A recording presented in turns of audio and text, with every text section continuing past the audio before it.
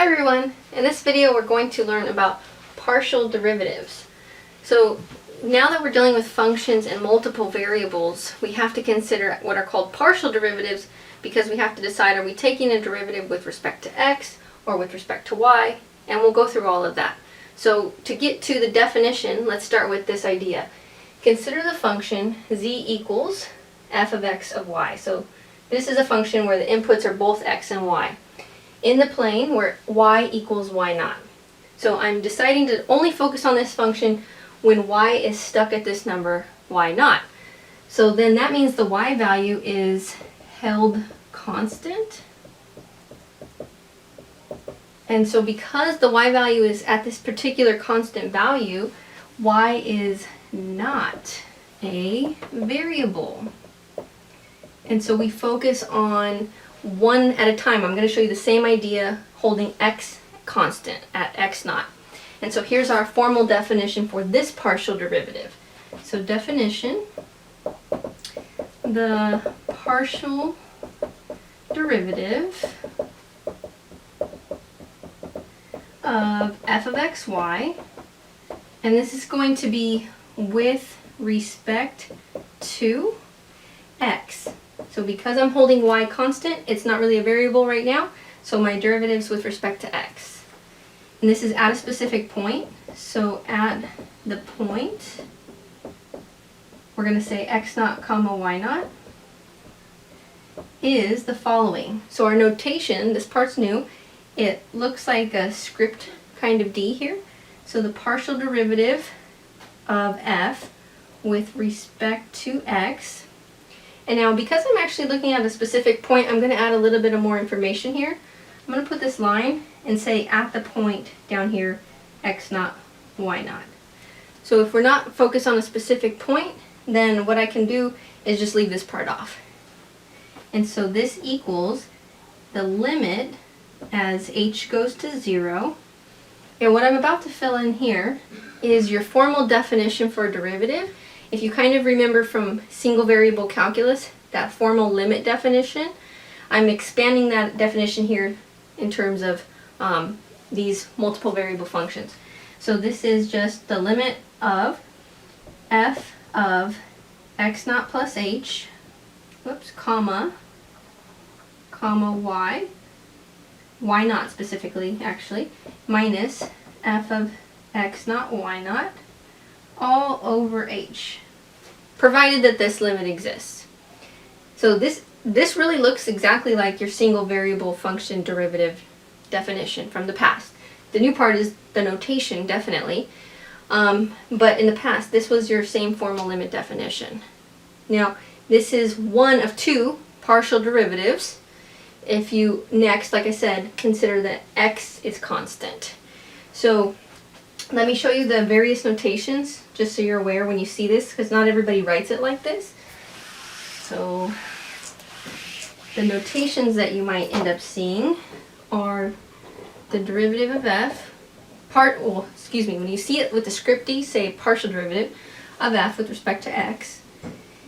And that might be at a specific point, x naught, y naught.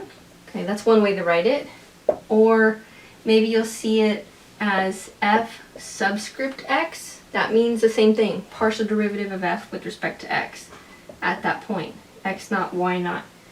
And then if your function was defined the way ours was, where it was like z equaled, then you can even say something like this. You could say the partial derivative of z with respect to x at that point, x naught, y naught. Alright, so once again, if you're not looking at a specific point, you just basically remove all this. You take this away, you take that part away, you take that part away. But this notation is for partial derivatives. So pick the one you like the best. If you like the script D, that's fine. If you like the subscript on your function name, that's also fine. So I'm going to just modify this definition slightly for holding x fixed. So if we hold x at x naught, so x is constant. X is constant. That means that it's not a variable at this moment, like if I'm only looking on this plane where x equals this number. So then my partial derivative with respect to, I'll just change it in another color here, with respect to y is the partial derivative of f with respect to y, and equals this limit as h approaches 0, but what's happening is x naught is staying constant, and so the change is happening on y. So this is x naught, comma, y naught plus h. Alright, so very much similar definitions, just one is held constant and the other one is changing, and then vice versa. So what that looks like, I'm going to try to draw you a picture real quick so you can kind of understand what this is talking about. So let's move this, and we'll leave that there for now. So I'm going to try to draw 3 dimensions real quick. My x-axis here, my y-axis is here, and z is here. And I have some function of x and y that forms some surface in space. So let's say my function kind of just looks like maybe like an upside down bowl almost. So sort of like this. Okay, so that's, if you can imagine it, something like that. That's my shape, my function. If you can picture it 3D, that's what I'm drawing here. So what's happening with this whole idea of these partial derivatives is I'm looking at a specific point on my surface, and let's say it's right here, and I'm considering the rate of change. So remember, your derivative is your instantaneous rate of change at a point, but I have to kind of think about what direction I'm considering. So my instantaneous rate of change in x and then separately in y, in those directions. So when y was held constant, I was at some y value here. And so I was thinking about the rate of change on my curve here, my surface. So let me sort of just draw that maybe in blue. So if I were to like cut my surface in this constant plane, so it's sort of lining up here. I know this isn't the best to visualize, but hopefully you're okay. I could cut it like that, and then I have a tangent line to this surface at that point, but in that y plane, that y naught plane. So my tangent line would maybe look something like this. Okay. And so with this tangent line, that's what you were just finding right now, this partial derivative. If you recall, the slope of the tangent line. So in this case, this is a tangent line. This line right here is tangent to our surface at that point. Tangent line, and the slope is our partial derivative. So you could say with your f sub xy notation, the script kind of b notation. So the partial derivative of f with respect to x, because we're stuck at a specific y value, so all that's changing here is x. And if you think about it, it is the x because parallel to this line, to the plane here, you're changing in x values. Okay. Alright, so same exact idea if you hold x constant. So let's just change colors real quick. So let's say I'm over here at some x value, call that x naught on my x-axis, and I'm thinking about the plane that slices my curve, my surface there, parallel to that. Okay, my drawing's off, but hopefully you're okay with the idea. And then same idea as far as tangent lines go. The slope of that curve parallel to the y-axis, or stuck in this plane. Maybe my tangent line looks something like that. So this is a tangent line with slope, which is the partial derivative of f with respect to y. Since x is being held constant, y is changing right there. So we only are looking at like curves on our surface parallel to the x and y axis, and then we hold the other variable constant at that point. Okay, so I know that was kind of a lot as far as the background, but hopefully you're okay with the idea of what it means. It's because we're considering two different input variables, so the rate of change might be different. And in this case, it kind of looked, based on my drawing, this example I picked, maybe it's the same. So maybe the slope is the same here as it is here, but maybe it's different. It just really depends on the shape of your surface.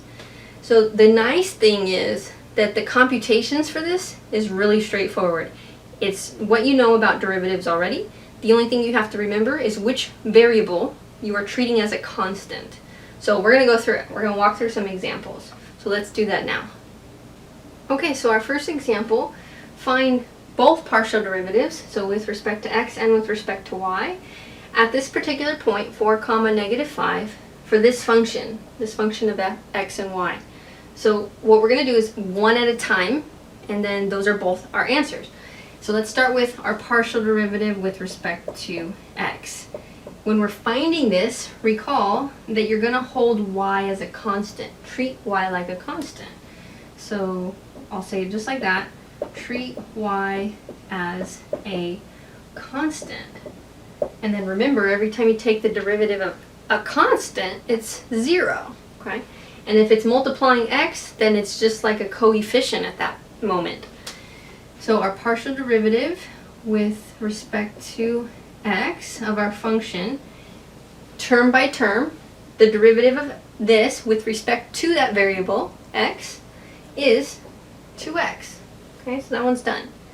Right here, y is a constant. So if it helps you, you can actually just write it like this, 3y times x, because 3 and y is just some number. So the derivative of 3y times x is just 3y, because the derivative of x is 1.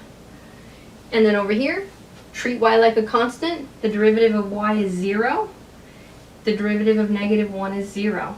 And that's how you do it. And so this is 2x plus 3y. That would be the answer if I wasn't given a point. But because I was given a point, we're going to go ahead and plug that in. So the partial derivative with respect to x at the point 4, -5 is 2 times 4 plus 3 times -5. So 8 minus 15, final answer, -7.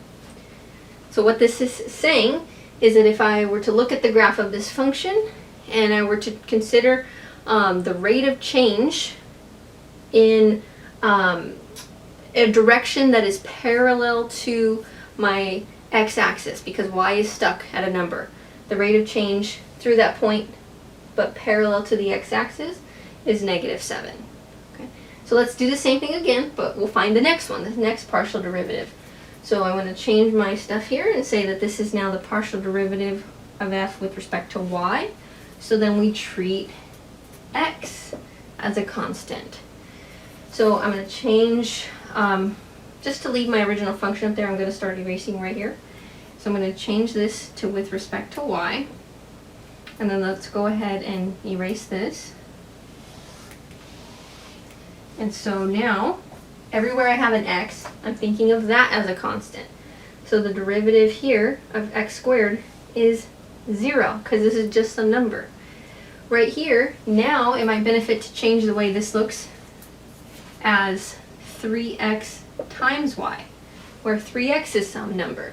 So the derivative of y is 1, so it's 1 times 3x. This time, y is my variable, so the derivative of y is 1, and then in the back, derivative of -1 is 0. So this is 3x plus 1. That would be my answer if I wasn't given a point, but because I'm given a point, I'm going to plug that in. And so the partial derivative of our function with respect to y at that point is 3 times the x value plus 1. So this is 13. So whatever this function looks like on the graph, the tangent line through that point, but parallel to the y-axis, so I'm stuck at some x number, that slope of that tangent line is actually 13. So my function's increasing in that direction, parallel to the y-axis. Okay, so the calculations are pretty straightforward as long as you remember which variable you're holding constant for each one of these. So let's try another example. Okay, so for our next example, just find one partial derivative, the one with respect to y, when our function is y times sine of xy. So let's see what we can recognize right away, we are treating x as a constant here, so y is our variable. But what I want you to notice, and every time you take derivatives, you should kind of step back and see if you recognize that if you need any of your rules, like product rule or quotient rule. And in this one, you do actually need the product rule, because you have a product right here, and both terms have a y in it. So you do have to differentiate using the product rule.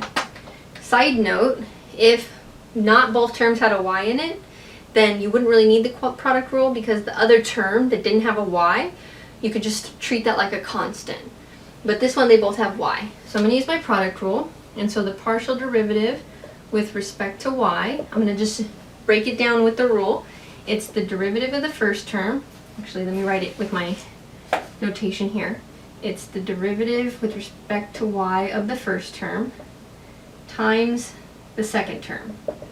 Okay, that's just the beginning of my product rule. And then plus the first term times the derivative with respect to y of the second term. Okay, so in the past with single variable functions, this might have looked like y prime sine of xy plus y times sine of xy prime. I'm just not writing the prime notation because I have to be specific that I'm differentiating with respect to y. You can also put the f subscript y here if you prefer. So now we start to take the derivatives. The derivative of y is 1 times sine of xy. Over here, this is y times. The derivative of sine is cosine of xy. But I need to do the chain rule because the argument of sine has y in it. So, and x. So there's other stuff going on. So now, based on the chain rule, I'll write it in 2 steps instead of 1. I need the derivative of the inside. So the derivative of x, y. So this part right here is from the chain rule. So then we have sine of xy plus y cosine xy. And then right here, x is a constant right now. So this is the derivative of a constant times y. So the derivative of y is 1 times that constant. So times x. And that's the answer. I can put the x in the front here and make it look a little nicer. I'm just going to go ahead and leave that. And that's this one that used the product rule. So let's try another one. And the next one I'm going to show you, we're going to need the quotient rule. So for this next example, we want to find the partial derivative with respect to x. So maybe I'll make it a little more clear. This is a subscript, letting you know that that's the partial derivative that you want of this function that depends on x and y. So if I notice, it is a function with x only in the denominator. So the numerator is actually a constant. So what I could do is I could use a negative exponent and say that this is y plus cosine x to the negative 1. But I'm just going to go ahead and use the quotient rule, because if you were asked to find the partial derivative with respect to y, you would definitely need the quotient rule, because there was y in both the top and bottom. So I'm going to just do the quotient rule anyway. So partial derivative with respect to x, this is going to be the derivative of the top. So partial derivative with respect to x of the numerator times the denominator. And then from our quotient rule, minus the numerator times the derivative with respect to x of the denominator. Okay, and then quotient rule all over the denominator squared. Okay, and now we just take the derivatives that are still present here. The quotient and product rule are just to set up what the derivative should be. We still have to take derivatives. So right here, this term, this factor actually, there's no x's. So this is a constant. So this is like the derivative of a number. So that's 0. So this is 0 times y plus cosine of x minus 2y. And then the derivative of this quantity with respect to x only. So I'll write it out. The derivative of y is 0 because y is like a constant right now. Plus the derivative of cosine of x, which is negative sine of x. And then the bottom is just the bottom squared. So y plus cosine x squared. And this is it. Let's just make it look better. So the partial derivative with respect to x is 0 in the front here. and then minus and minus, so positive 2y times sine of x from here, all over our denominator. Okay, and that's it. So as long as you remember which variable is being treated like a constant and which one's being treated like a variable, then it's just a matter of keeping track. If you wanted to try the other one, actually let's just do that. We're going to add to this example real quick. We're going to say and the partial, let's put it down here, and the partial derivative with respect to y. Let's just kind of fill in exactly where we're at here. So I'm going to change everything with our notation for derivatives, where y is what we're finding, the partial derivative. So all these partial derivatives here, this is going to be with respect to y, with respect to y. Okay, so I'm finding a different partial derivative right now. I'm just showing you so you can practice both of them. So this is my original answer for the partial derivative with respect to x. Now I'm finding the next one. So I'm going to erase what I had here. The denominator is the same, so I'm not actually going to do anything there. You can leave that. So now, x is a constant, y is my changing variable. So what is the derivative of 2y with respect to y? It's 2. So 2 times y plus cosine of x. And then over here, minus 2y, the derivative of this factor with respect to y. So my derivative of y is 1. Cosine doesn't have a y in it, so derivative of cosine x, that's just 0. That's some constant at the moment. And so we'll make this look better, and that'll be our answer. Partial derivative of our function with respect to y is, let's see, that's going to be times 1. I'm going to distribute. I'm just thinking, did I need to? Yeah, I'm going to go ahead and distribute. This is 2y plus 2 cosine of x minus 2y times 1 all over the denominator. And then notice those two terms on top can add up to 0. So then this is just the partial derivative with respect to y, 2 cosine x on top, y plus cosine squared, or cosine of x squared on bottom. And that's it. There's our partial derivative with respect to y. Alright, we're going to do another example right now, where the next one you're going to have to use implicit differentiation. So for this next example, notice I mentioned it's going to be implicit differentiation. Notice the function. So we're asked to find the derivative with respect to x of z, but z is not explicitly solved for. It's kind of mixed up all over the place. It's inside the argument of natural log, it's times by y, so it would be pretty difficult to actually solve explicitly for z, and so I'm going to just do differentiation implicitly. And if you remember how that goes, you basically have to account for the chain rule every time you differentiate terms with respect to the variable that we're focused on. So we'll talk about it as we go through it. So I'm going to jump right into it, and I'll just show you on each term actually.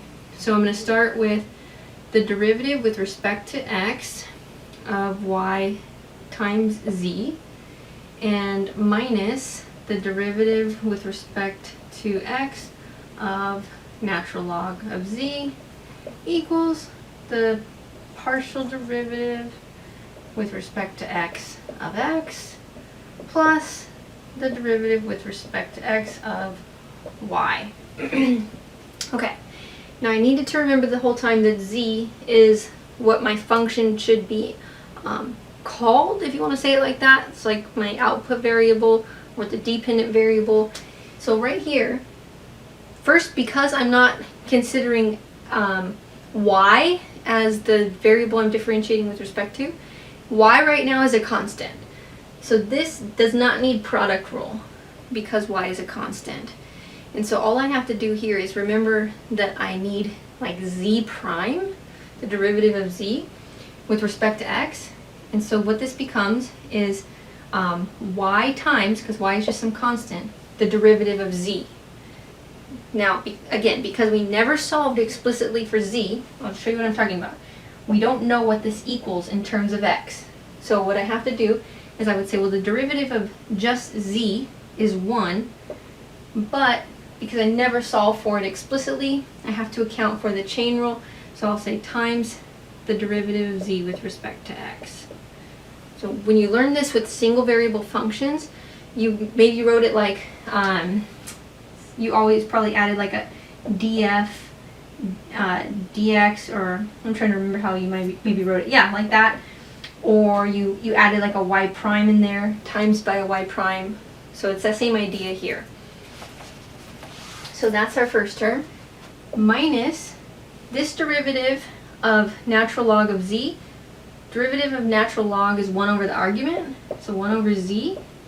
But again, because I didn't explicitly solve for z in terms of x, I multiply by the derivative of z with respect to x. So 1 over z, you can think of it, times z prime, if that helps you think of it like that. So this is what it would look like in single variable calculus. All right, next side of my equal sign, the derivative of x with respect to x is 1, and then derivative with respect to x of y, that's just 0, because that's a constant.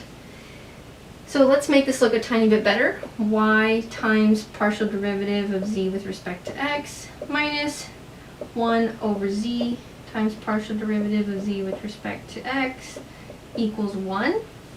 And now when you answer the question, you do want to solve explicitly for the derivative, because you were asked to find this, so you have to solve for this. So solve for the partial derivative of z with respect to x. And so I'm going to factor it out because it's in two different terms that can't combine. So if I factor that out, I get partial derivative of z with respect to x, and then there's a y and a minus 1 over z when I take that out, equals 1. And then just divide. So then this is partial derivative of z with respect to x equals 1 over y minus 1 over z. This is the answer. It's a little ugly. I'm going to make it look a tiny bit better, but this is the answer. So just to make it look better, I'm going to multiply top and bottom of this fraction by z. So times z over z. And that way it just looks slightly better. So this is z on top, y times z in the first term, and then the z's divide out in the second term, so minus 1. That looks a little bit better. Okay, so just kind of keep track that z was the variable that was supposed to be solved for, but because we couldn't really solve for it, every time you differentiated it, you had to account for the chain rule. So that's something to just keep in mind when you're doing this. Okay. So far all of our examples were functions of two variables, but realistically functions can be of any number of variables. And so if you have functions of more than two variables, the process is very much the same. You just have to take each partial derivative with respect to the variable you're thinking about, and all the other variables are considered constant during that calculation. So for example, this function is a function of x, y, and z, so the output is a fourth variable. And then we're asked to find the partial derivative with respect to just z. So that means that while I'm differentiating, x and y are both constants because I'm only focusing on the change in z. And so this partial derivative here, so I'm going to just say what I said a second ago, hold x and y constant. And so we have our partial derivative with respect to z. Now, it is a product, however, because not both factors have a z in them, you don't have to use the product rule. You can use it, if you're not sure, when in doubt, you can always use the product rule if you see a product. And then what you'll find is the first term is going to go away, or one of the two terms is going to be 0. Because if you differentiate this factor right here, this is just 0. So you don't have to use the product rule because this is some number. Okay, so we have some number times the derivative of sine of z, something with z. So some number times the derivative of sine, which is cosine of the argument, y plus 3z, times chain rule, the derivative of the inside. So the derivative of the inside with respect to z, this is 0. So derivative of y is 0, plus derivative of 3z with respect to z is 3 times 1. Okay? And then that's it. So it's just, if I bring this in front, 3x cosine y plus 3z. And so two of my variables were treated as a constant. The other one was focused on as the variable. And I just had to remember basically to use like my constant multiple rules. This was the constant multiple rule right here. I keep that constant out front and I just times it by the derivative. And then I also needed to just do my chain rule on this one. So what we're going to get into right now is if I keep going as far as derivatives, so second order partial derivatives. Okay, so our second order partial derivatives means we're differentiating twice, but if you think about it, because we have to differentiate with respect to each variable, this list of how many derivatives we're going to find is longer than it would be with a single variable function. So this is 2 out of 4, and we'll go through them. So this is the second partial derivative of f with respect to x. The other way to write that is f sub xx. And so that means that I'm differentiating my function with respect to x, and then I'm differentiating that again with respect to x. The next one, second partial derivative of f with respect to y, or f sub yy. This is the partial derivative of my function with respect to y, and then I differentiate that function again with respect to y again. But the other two, there is 2 more, is because what if I start with x and then I switch to y, or vice versa? So I have a second partial derivative of my function with respect to x and then y. So the way that we write that is the partial derivative with respect to x and then y. And so I'm differentiating with respect to x first, and then once I get that result, I differentiate that result with respect to y. And then exactly the opposite is our last one here, the second partial derivative of f with respect to y and then x. So that's f sub yx. Differentiate with respect to y first, x is second. And so that means, like I just said, differentiate with respect to y first, and then after you get that result, differentiate with respect to x. Okay, so let's try out an example finding all 4 of these. So here's this next example. Our function f of xy is x cosine y plus y e to the x, and we're going to find all 4 second order partial derivatives. So I have to differentiate once and then again. So I'm going to start with the partial derivative with respect to x. So y is a constant right now. So we have x as my variable times this constant cosine of y. So it's the constant times the derivative of x, which is 1. And then back here, y is a constant, so this is plus my constant y times the derivative of e to the x, which is e to the x. Okay? So this constant y, so this is just like a number. Some number times the derivative of x, some number times the derivative of e to the x. So we'll make that look just a tiny bit better. Let's put it right here. Cosine y plus y e to the x. Okay. Now let's differentiate with respect to y. So x is now the constant.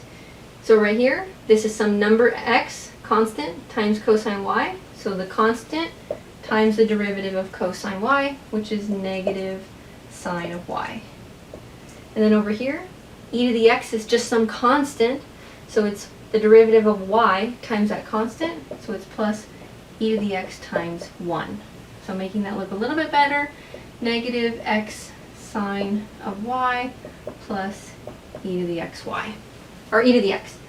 Okay, so that's my first partial derivatives, but now I have to differentiate both of these again. So let's go right here and do the partial derivative of x with respect to x again. So here's my first of my 4 answers, because I'm finding all 4 second order partial derivatives. So I'm differentiating this result with respect to x. So this term is 0, the derivative here. So that's 0 plus some constant y times e to the x. So, sorry, not 0 here. The constant y times the derivative of e to the x, which is e to the x. So, making this look a tiny bit better, y e to the x. All right, that's my first answer. Next, I'm going to differentiate this same result, but with respect to y, because that's another partial derivative, second order partial derivative. So from here, now y is my variable. So the derivative of cosine y is negative sine of y. And then the derivative of y times e to the x, that's just some number. So that number times the derivative of y. So that number times 1. And so this is just negative sine of y plus e to the x. Okay, 2 out of 4 down. Moving to the other one, we're going to differentiate the partial derivative with respect to y again. So from here, I'm thinking about y as my variable. So this is some number times sine of y. So that number times the derivative of sine of y, which is cosine y. And then this term e to the x has no y in it, so that derivative is 0. That's a constant. So this is just negative x cosine y. Okay, one more to go. The partial derivative with respect to y and then with respect to x. So from here, x is now my variable. So the derivative of negative x times sine y. Sine y is just some number right now. So this is just 1 times that number. So negative sine y. I'll say times the 1, the derivative of x. And then the derivative of e to the x with respect to x is still e to the x. And so that's negative sine y plus e to the x, and there's our fourth one. Okay, now, if you notice something, we had 4 second order partial derivatives, and 2 of them were the same. So this second order partial derivative was the same as this one. And that's not a coincidence. I'm going to give you what's called the mixed derivative theorem next. And basically most of the functions that we're going to work with are going to fulfill this theorem to where these will be equal. So let me write that down for you. So now here's this derivative theorem I was just mentioning about mixed derivatives. I have a lot here, but let's just start at the top. So here's the theorem. If our function f of xy and its partial derivatives, so notice which derivatives we're talking about, the first order partial derivatives, and then the 2 mixed second order partial derivatives. If all 4 of those are defined, and this is just throughout some open region containing a point that we're trying to find these derivatives at. So don't worry too much about that, but it's just saying in this particular region of this function. If they're defined, those derivatives are defined and are all continuous at that point. So they're defined derivatives and they're continuous at that point. Then the mixed derivatives equal. So the second order partial derivatives equal each other. That's what this theorem is saying. And that's why the result we just got on the last example, those 2 derivatives were the same. So like I had said, most of the functions that we're going to deal with, that you're going to see throughout your studies, this is going to work. So just a note about when it doesn't. So a function can have partial derivatives with respect to both x and y at a point without the function actually being continuous at that point. And so then what would happen is that the mixed derivatives are going to differ. They can actually be different when the continuity conditions are not satisfied. But just so you're aware, this is going to be true most of the time. So let's try another example. So for this function, we are asked to find this second order partial derivative. So just make sure you can read this math notation to see what it's asking you. This is saying the second partial derivative of w with respect to y first and then x second. So it's really asking you for the, and I'm not going to use f because my function is named w, so it's asking you for the partial derivative of w with respect to y and then x.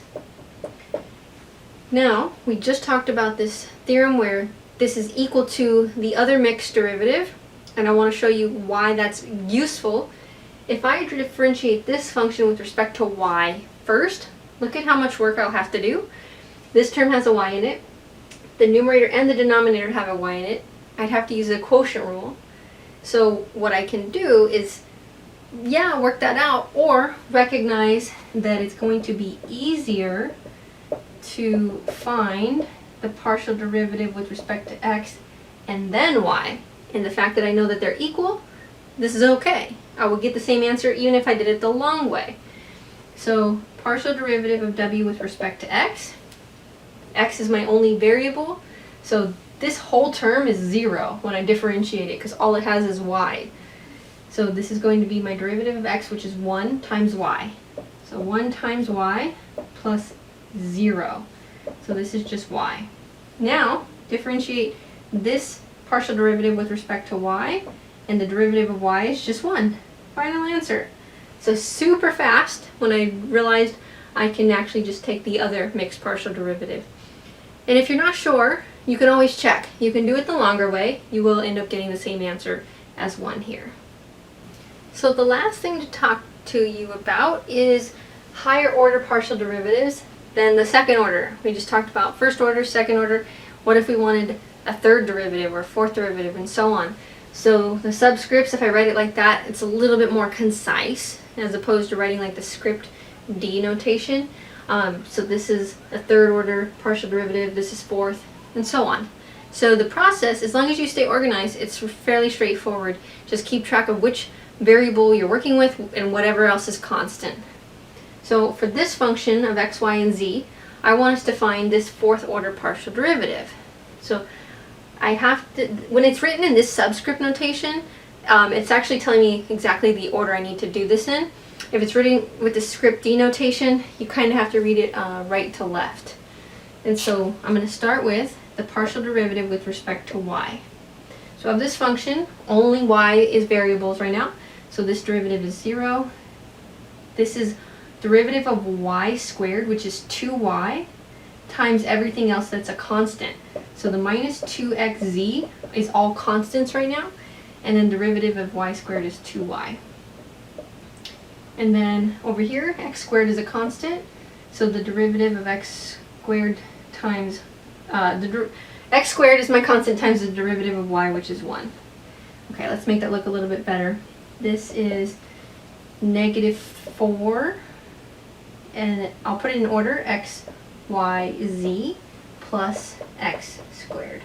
Okay, there's my first partial derivative. Now the next one says after I found that derivative, differentiate with respect to x next. So now I'm on to my second order. And so from here, I'm only thinking about x as my variable. So negative 4, y, and z are all constants multiplying my variable x times the derivative of x, which is 1. And then in the back, derivative of x squared is 2x. So this is just negative 4y z plus 2x. And there is my second order partial derivative. Next, I'm told to differentiate this result with respect to y. So partial derivative from where I'm at, and now with respect to y. So this term in the back has no y's in it, so that derivative is 0. So right here, negative 4 and z is just some constant times my derivative of y, which is 1. And in the back that was 0, so negative 4z. And then last, I'm told to, at the end, my fourth partial derivative with respect to z. So everywhere, I already did all this work, and then differentiate that result with respect to z. So derivative here with respect to z, final answer, negative 4. Okay, so just a matter of staying organized, but the differentiation is things you've already done in the past with functions of single variables. Okay, that's it for this one. Thanks for watching.